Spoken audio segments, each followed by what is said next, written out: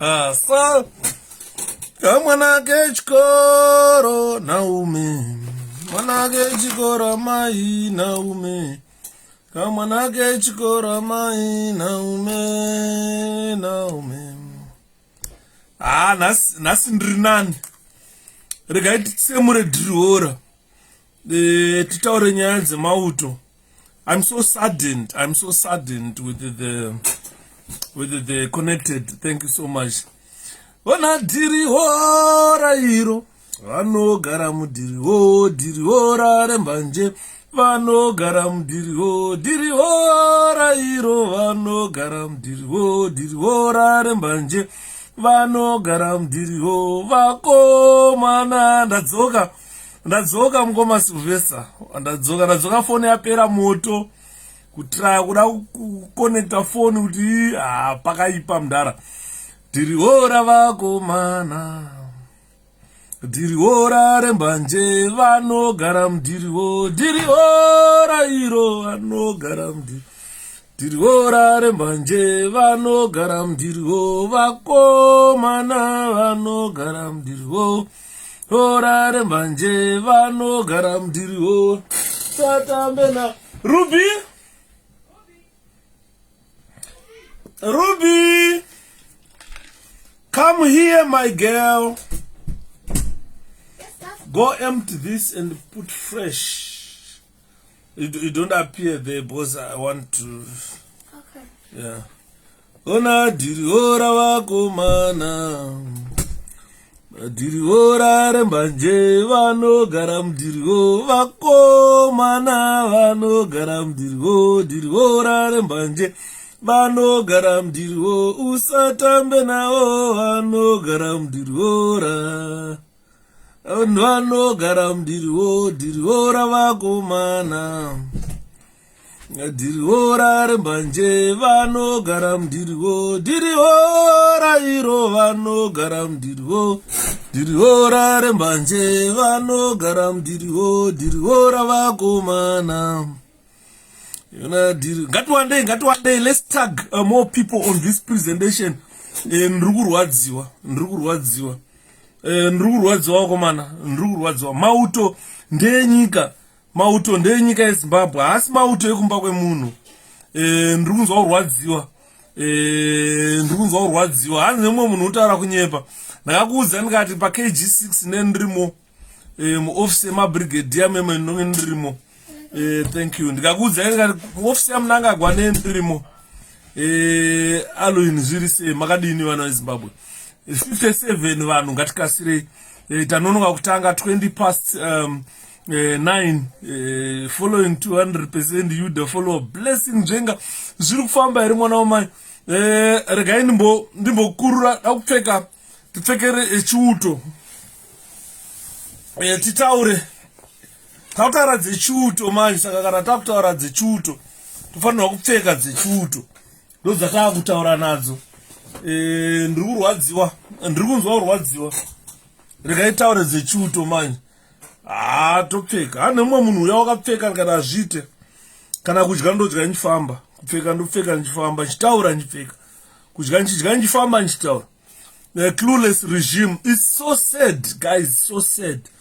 𝗏𝗏𝗺's government at the moment faces one of its biggest challenges in the last 7 years or 5 years. I think 7 years now. 𝗏𝗏𝗺 has been in power for 7 years, and he's facing one of the biggest challenges in the history of ZANU-PF, in the history of Zimbabwe. He is facing uncertain future for attending Mashingo. Network yakadhakwa guys. Network yakadhakwa. Zvandiri kuita ka. Regai ndimboita mama settings. I'll log off why you didn't come to tweet platforms, Yuda. My tweet platforms handiitire ngoma. Because my tweet platforms ndikaenda kazhinji kacho ndinodzingwa, ndinoblokwa and so forth. My tweet platforms, I'm always blocked and I'm always chased away for inonzi frank talk inini ndotaura chokwadi. Saka kuma-Twitter accounts kazhinji kacho ndikaenda kuma-Twitter conversations space end up ndadzingwa ikoko. Now I can't see how many people are watching. Please, those who are watching, you can help me, because it's a problem when internet goes. I don't see who is watching, how many people we are watching, because we need to start talking about what happened today. We have got colonels and captains locked up by the army, and they've been sent to a remand prison today for attending Chamisa's rallies. They are being accused of having attending Chamisa's rallies. They are being accused as well of trying to influence other soldiers to uprise kubvuta china topa Chamisa 65. Right. No, there are some for general talks. I saw people who were very ignorant. Magunzwa say, and Simba 70. Let's keep sharing so that we talk about what's happening. There is frustration in our Zimbabwe Defense Forces, particularly the army, the police, the prison. People are discontented. There is frustration within these security forces. So when we have got frustration within the security forces, this is why you see they become open. They support a part of their choice. And now the government is panicking. Emmerson Mnangagwa and his government are panicking. They are panicking. So when they panic, this is why they end up arresting people. Mchon, really say, Diriora, Nasindrinan, Manzwa kupina ndichimba, Diriora hiro. Vano garam diriora rembanje a DJ @𝗏𝗂𝗺𝗍𝗶𝗏𝗏 right diriora vakomana ona diriora rembanje vano garam diriora iro vano garam diriora vano garam diriora vakomana ona diriora rembanje vano garam diriho vakomana vano garam diriho ora rembanje vano garam diriho usatambe navo vano garam diriora rembanje vano garam diriora vakomana iro diriora rembanje vano garam diriora vano garam diriora rembanje vano. There is no article 𝗏𝗺𝗺𝗀 100 people right chitanga kuitsemura manje apana article 𝗏𝗺𝗺𝗀. What I'm telling you is from inside. It's from inside the army. Ndakataura vanhu last time ndinge ndine macontacts angu ekuti kuti zanu inovabata ivavo. Ameno kana yavabata zanu ndosarenda handite politics foot.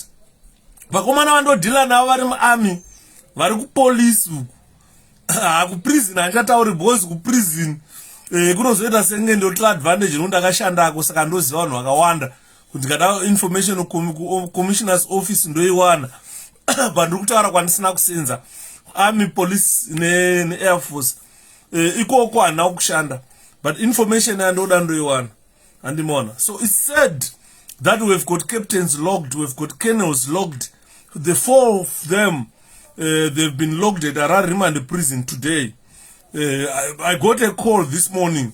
I didn't want to talk about it in the afternoon because I wasn't sure that they will end up being put in a remand, but they've been remanded in custody at Harare remand prison as I'm speaking. Saka kana mangwana mukazozvona news tazviburitsa ndatini ndachitaura nemufesi wangu iwe rega nditsemure nyaya iyi ndikarega kuitsemura vanhu vanoshayikawo unozati kuarmy unogona kungonzwa captain wakadai captain wari wapasi saka tatirega tiitsemure mangwana zvikata zvakanaka mangwana nemazita ndokupai nemazita. Saka nhasi tangoti hatisi kutaura nemazita emakaptain nemacolonel vavharirwa Captain na Colonel vavharirwa. They've been locked up for attending President Nelson Chamisa rallies. Kwete rally one hanzi vakomana vakafamba saka vari kufungidzirwa kuti vakomana ava vangagona kungobvuta chimuti vobva vati Chamisa tora chimuti. Saka army, they are panicking. So you see, there is a lot of frustration in the army, a lot of frustration in the army, and a lot of frustration in the security forces. Government is under increasing pressure at the moment to address the deteriorating economic situation.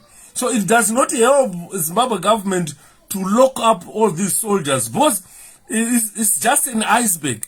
It's just a tip of the iceberg. You don't know what is behind, what is underneath it. It's just a tip of the iceberg, which you don't know what is underneath it. This thing is big, ladies and gentlemen. This thing is huge. And it's something that they should not just sweep under the carpet. They must address the frustration of the army. They must address the frustration of the uniformed forces. They must address the deteriorating economic situation. You wonder, if you read Varakashi, unofunga kuti Zimbabwe is now a heaven. Zimbabwe is now improved. Everything is going smoothly. But look at the prices of cooking oil. Look at the prices of sugar. Look at the prices of bread. Look at the salaries of those colonels. Look at the salaries of those captains. This is why you see vakomana vakudya hono. Last time ndakambokupaika hint ndikati 2022 pane nyaya. Munhu akambonditi Shapiro 2023 election ingaputika ere, ndikati ngatimbomurai tione, because 2023 kunenge kwakuita kure mamiriro aita situation, mamiriro aita zvinhu zvacho muZimbabwe. Analysts are telling us that, these soldiers are pushing for an uprising. Zimbabwe soldiers, they are pushing for an uprising. They are saying, if these things are not addressed, then definitely we don't need to support anyone.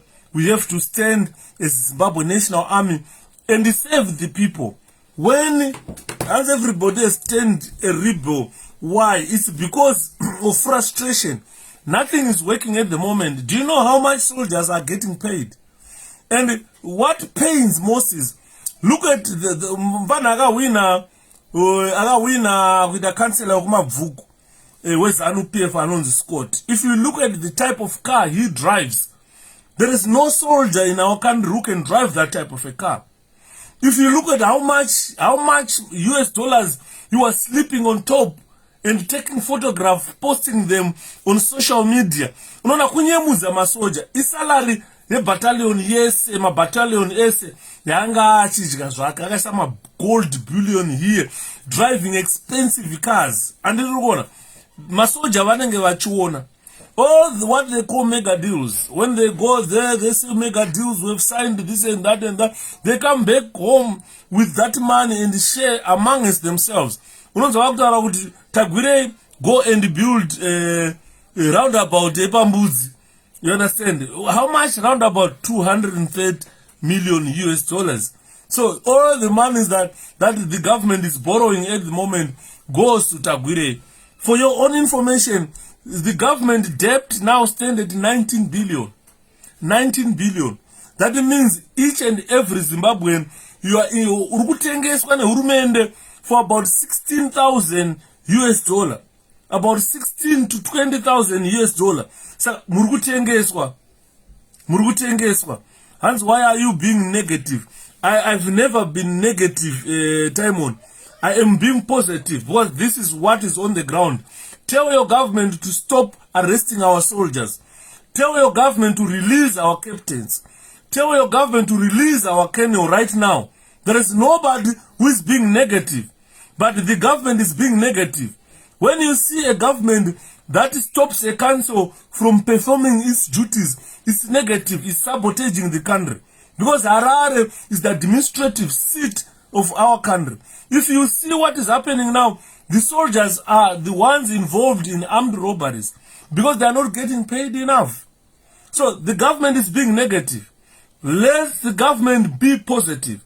The government must pay a living wage to our soldiers. The government must pay a living wage to our prison officers. The government must pay a living wage to our police officers. The government must pay a living wage to our Air Force soldiers. If they are not remunerated enough, then the government is being negative. You cannot expect volunteers, the whole country to volunteer. Then you expect Scott to drive a Rolls Royce. You expect Scott to show us how much he's looting, how much gold he has in his house, while soldiers are starving. A soldier waving for a lift, that is a negative government. If you see a government where a soldier can stand beside the road and wave a lift to go home or to go to work, that is a negative government. That government is negative. But a developing government, a government earmarking for its people, must never allow that to happen. Hans volume Baba Yuda. Come on. Segurum Karo. Mutar volume yaender. Amusukundizwa here, guys. Wasirukundizwa. I know I was replying to a guy who is saying Zanu is tactic. Oh, thank you. Sorry, Seguru time on. Mabata ni zero amdara. Sorry very much. Sorry, Mabata ni zero. Papa, every civil servant must be remunerated accordingly. Teachers, doctors, and nurses, they are getting nothing. This is why you see.